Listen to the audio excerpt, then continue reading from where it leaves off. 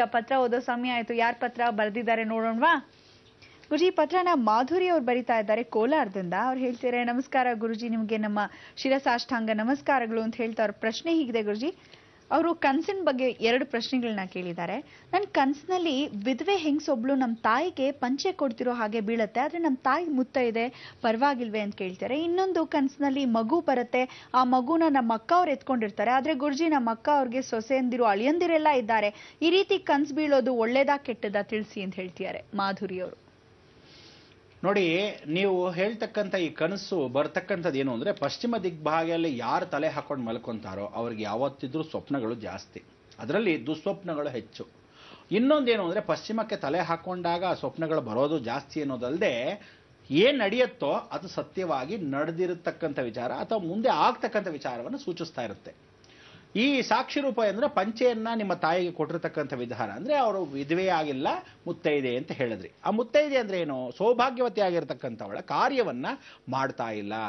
ಅದಕ್ಕೆ ಪಂಚಶಲ್ಯವನ್ನ, ಒಂದು ದಂಪತಿ ಪೂಜೆಯನ್ನ ಮಾಡಿ, ಅಥವಾ ಯಾವ್ದಾದ್ರು ಒಂದು ಹೊಸ ದಂಪತಿಗಳಿಗೆ ಅಲ್ಲದೆ ನೂತನ ದಂಪತಿಗಳಿಗೆ ಅಥವಾ ಹಿರಿಯರಾಗಿರ್ತಕ್ಕಂಥ ಒಂದು ದಂಪತಿ ಪೂಜೆಯನ್ನ ಮಾಡಿ ಅವರಿಗೆ ಒಂದು ಪಂಚಶಲ್ಯವನ್ನ ಅಥವಾ ಒಂದು ಸೀರೆಯನ್ನ ಆ ಹೆಂಡತಿಗೆ ಕೊಟ್ಟಾಗ ಒಂದು ದಂಪತಿ ಪೂಜೆ ನಿರ್ವಿಘ್ನವಾಗಿ ಆಗತ್ತೆ, ದೋಷಗಳು ಪರಿವರ್ತನೆ ಆಗುತ್ತೆ ಅಂತ ಇದು ಸೂಚಿಸ್ತಾ ಇದೆ. ಇನ್ನೊಂದರಲ್ಲಿ ಮಕ್ಕಳ ಇರ್ತಕ್ಕಂಥ ಕೈ ಭಾಗದಲ್ಲಿ ಅಕ್ಕನಿಗೆ ಮಕ್ಕಳಾಗಿದ್ರೆ ಎಂದ ಪಕ್ಷದಲ್ಲಿ ಏನು ಅಂದರೆ, ಸಂತಾನದಲ್ಲಿ ಯಾವುದೇ ಕಾರಣಕ್ಕೂ ತೊಂದರೆಗಳು. ಈ ಸ್ವಪ್ನದ ಮುಖಾಂತರ ಏನು ಅಂದರೆ, ಯಾವತ್ತೂ ಎತ್ಕೊಂಡಿರ್ತಕ್ಕಂಥ ಮಕ್ಕಳನ್ನ ಕಣ್ತುಂಬ ಸ್ವಪ್ನದಲ್ಲಿ ನೋಡಬಾರ್ದು.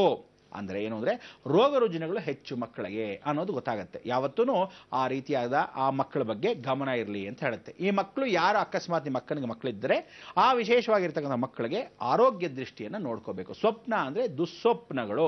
ದುಸ್ವಪ್ನ ಅಂದರೆ ರಾತ್ರಿ ಸಂಚಾರದಲ್ಲಿ ಶನೇಶ್ವರನು ಇದ್ದಾಗ ಯಾವ ಕಾಲಕ್ಕೂ ಒಂದು ಸಂಚಾರ, ನಿದ್ರಾವಸ್ಥೆಯಲ್ಲಿದ್ದಾಗ ಒಂದು ಮಕ್ಕಳು ಅಂದರೆ ಮನಸ್ಸಿನ ಮೇಲೆ ಪ್ರಭಾವ ಬಂದಾಗ, ಇದು ಮುಂದಿನ ಕಾಲದಲ್ಲಿ ಮಕ್ಕಳು ಬಂದಿದ್ದಾಗ ಖಂಡಿತವಾಗ್ಲೂ ರೋಗ ರುಜಿನಗಳು ಅಂತ ಹೇಳುತ್ತೆ. ಇದನ್ನು ಸರಿಪಡಿಸ್ಕೊಳ್ಳೋಕ್ಕೆ ನೀವುಗಳು ಪ್ರಯತ್ನ ಪಟ್ಟು ಏನು ಮಾಡಬೇಕು? ಮಕ್ಕಳ ಆರೋಗ್ಯ ಕಡೆ ಗಮನ ಕೊಡಬೇಕು, ಅಷ್ಟೇ ವಿನ ಆ ಕನಸು ಸ್ವಪ್ನ ಸೂಚಿಸುತ್ತೆ. ಅದಕ್ಕೆ ಪಶ್ಚಿಮಕ್ಕೆ ತಲೆ ಬಿಟ್ಟು ಪೂರ್ವಕ್ಕೆ ತಲೆ ಹಾಕೊಂಡು ಮಲ್ಕೊಳ್ಳಿ ಅಂತ ಈ ಮುಖಾಂತರ ತಿಳಿಸ್ಬೇಕಾಗಿದ್ದು ತಿಳಿಸಿದ್ದೀನಿ. ಗುರುಜಿ, 2ನೇ ಪ್ರಶ್ನೆ ಹೀಗಿದೆ. ನಮ್ಮ ಮನೆ ಹತ್ರ ಯಾವ ಗಿಡನೂ ನಾವ್ ಯಾರು ಹಾಕಲ್ಲ, ಅಂದ್ರೆ ಅರಳಿ ಗಿಡ, ಹತ್ತಿ ಗಿಡ, ನಿಂಬೆ ಹಣ್ಣಿನ ಗಿಡ, ಅದು ತಾವೇ ಬೆಳಿತಿವೆ. ಕೆಲವ್ರು ಹೇಳ್ತಾರೆ ದಯಮಾಡಿ ಈ ತರ ಎಲ್ಲ ಗಿಡಗಳು ಇರಬಾರ್ದು, ಕಿತ್ ಹಾಕ್ಬಿಡಿ ಅಂತ ಹೇಳ್ತಿದ್ದಾರೆ. ಏನ್ ಮಾಡ್ಬೇಕು ಗುರುಜಿ ಅಂತ ಕೇಳ್ತಿದ್ದಾರೆ. ಗುರುಜಿ, ಅದು ನಿಜ ಅಲ್ವಾ ಗುರುಜಿ? ಕೆಲವ್ರು ಹೇಳ್ತಾರೆ ನಿಂಬೆ ಹಣ್ಣು ಗಿಡನ ಯಾವತ್ತೂ ಕೀಳ್ಬಾರ್ದು ಅಂತ ಹೇಳ್ತಾರಲ್ವಾ? ಸಾಧಾರಣವಾಗಿ ನಿಂಬೆ ಹಣ್ಣು ಗಿಡ, ಬೆಟ್ಟದ ನೆಲ್ಲಿಕಾಯಿ ಇದೇನು ಅಂದ್ರೆ ಹಾಕಕ್ಕೆ ಬರೋದಿಲ್ಲ. ಅದು ನೀವು ಹಾಕಿದ್ರೆ ಶತ ಪ್ರಯತ್ನ ಪಟ್ಟರು ಬರಲ್ಲ. ಅಂದ್ರೆ ಅಕಸ್ಮಾತ್ ದೈವ ಸಾನ್ನಿಧ್ಯ ಇದ್ದರೆ ಆ ಕ್ಷೇತ್ರದಲ್ಲಿ, ಅಕಸ್ಮಾತ್ ಹಳೆಯ ದೇವಸ್ಥಾನಗಳಿದ್ದ ಪಕ್ಷದಲ್ಲಿ ಅಥವಾ ಹಳೆಯದೇನಾದರೂ ದಾಖಲಾತಿ ಇದ್ದು ಶುದ್ಧೀಕರಣ ಪಡಿಸಿರ್ತಕ್ಕಂಥ ಭೂಮಿ, ಮೊದಲಿಂದ ಬೆಳೆಗಳು ಹಾಕೊಂಡ ಬಂದಿರ್ತಾರೆ. ಆದರೆ ಮೊದಲು ಅದು ಯಾವ ಕಾಲದಲ್ಲೂ ಏನೋ ಒಂದು ಆಗಿರುತ್ತೆ. ಅಂದರೆ ಏನೋ ಯಾವುದೋ ಒಂದು ಕೋಟೆ ಆಗಿರ್ಬೋದು ಅಥವಾ ಒಂದು ದೇವಿ ದೇವಸ್ಥಾನ ಆಗಿರ್ಬೋದು, ಈ ರೀತಿಯಾದ ಹಳೆಯ ಹಾವಿನ ಸರ್ಪಯೋಗದ ಕ್ಷೇತ್ರಗಳಾಗಿರ್ಬೋದು, ಈ ಥರದ್ದಲ್ಲ. ಆದರೆ ಈ ಸಿದ್ಧ ಪುರುಷರು ಬಂದಿರತಕ್ಕಂಥ ಇಷ್ಟಪಡ್ತಕ್ಕಂಥದ್ದು ಏನು ಅಂದರೆ, ಈ ಬೆಟ್ಟದ ನೆಲ್ಲಿಕಾಯಿ, ಆ ನಿಂಬೆಹಣ್ಣು, ಆಲದ ಮರ ಅಥವಾ ಅರಳಿ ಮರ ತನಗೆ ತಾನೇ ಬಂದರೆ ಕ್ಷೇತ್ರ ಮಹಿಮೆ, ಇದು ಕ್ಷೇತ್ರದಲ್ಲೇ ಇರ್ತಕ್ಕಂಥ ವಿಚಾರ. ಅದೇನು ಅಂದರೆ ಆ ದಶೆ ಆ ಸಮಯದಲ್ಲಿ ತಾನಾಗೇ ಹುಟ್ಟಂಥದ್ದು. ಹುಟ್ಟುತ್ತಾ ಇದೆ ಅಂದ್ರೆ ಅರ್ಥ ನೀವೆಲ್ಲೋ ಆ ಕ್ಷೇತ್ರದ ಹತ್ತಿರ ಇದ್ದೀರಿ. ಆಗ ನೀವೇನು ಮಾಡಬೇಕು? ಬಹಳ ಶುಚಿರ್ಭೂತವಾಗಿರೋಕ್ಕೆ ಅವಕಾಶ ಮಾಡ್ಕೊಳ್ಬೇಕು. ಮಾಂಸಾಹಾರಗಳನ್ನ ತಿಂತಾ ಇದ್ರೆ ಅದನ್ನೆಲ್ಲ ಬಿಡಬೇಕು. ದೈವತತ್ವಕ್ಕೆ ಅಂದರೆ ಆ ಕ್ಷೇತ್ರದಲ್ಲಿ ನೀವು ಬಾಡಿಗೆಗಿದ್ದ ಹಾಗೆ, ನಿಮ್ಮ ಸ್ವಂತ ಮನೆ ಇರ್ಬೋದು, ಬಾಡಿಗೆಗಿದ್ದ ಹಾಗೆ ಯಾವುದೋ ಕ್ಷೇತ್ರದಲ್ಲಿ ಏನಾಗುತ್ತೆ, ನೀವು ಅಕಸ್ಮಾತ್ ಮಾಂಸಾಹಾರ ತಿಂತಾ ಇದ್ರೆ ಅಲ್ಲಿರ್ತಕ್ಕಂಥ ದೇವಿನೋ ದೇವಸ್ಥಾನವೋ ಅಥವಾ ಯಾವುದೋ ಒಂದು ಕೋಟೆಯಲ್ಲಿ ಬಲಿಯಾಗಿರುತ್ತೆ. ಆ ಬಲಿ ಮತ್ತೆ ಇದನ್ನು ಹೆಚ್ಚು ಮಾಡುತ್ತೆ.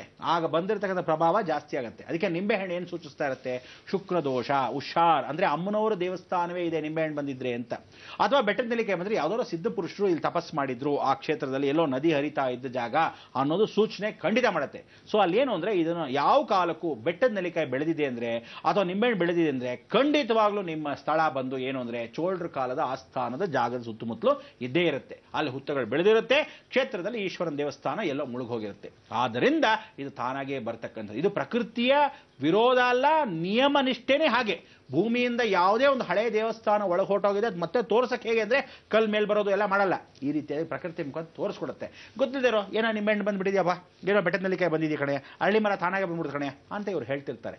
ಅಂಥ ಸ್ಥಳಗಳಲ್ಲಿ ಸಾಧಾರಣವಾಗಿ ನೋಡಿ, ಹುತ್ತಗಳು ಬೆಳೆಯೋಕ್ಕಿಂತ ಕಲ್ಲು ಶಾಸನಗಳಲ್ಲಿ ಗಿಡ ಪ್ರದೇಶ ಜಾಸ್ತಿ ಇರುತ್ತೆ. ಅಂದರೆ ಇದನ್ನು ಜೀರ್ಣೋದ್ಧಾರ ಮಾಡೋದಾಗಲಿ ಏನಾದರೂ ಅದಕ್ಕೆ ಸಂಬಂಧಪಟ್ಟಿರ್ತಕ್ಕಂಥ ದಾಖಲೆಯನ್ನು ಸಿಕ್ಕಿದ್ರೆ ಖಂಡಿತ ನಮಗೆ ತಿಳಿಸಿ, ಅದನ್ನು ವ್ಯವಸ್ಥೆ ಪೂರ್ವಕವಾಗಿ ಜೀರ್ಣೋದ್ಧಾರ ಮಾಡ್ತೀವಿ. ಆದರೆ ನೀವು ಅಲ್ಲಿ ಇರ್ತಕ್ಕಂಥ ಸ್ಥಳ ಹುಷಾರು ಅನ್ನೋದು ಗಮನಪೂರ್ವಕವಾಗಿ ಹೇಳುತ್ತೆ. ಶುಚಿರ್ಭೂತವಾಗಿ ಇರಬೇಕು ಅಂತ ಈ ಮುಖಾಂತರ ಸೂಚನೆ ಮಾಡ್ತಾ ಇದ್ದೀವಿ.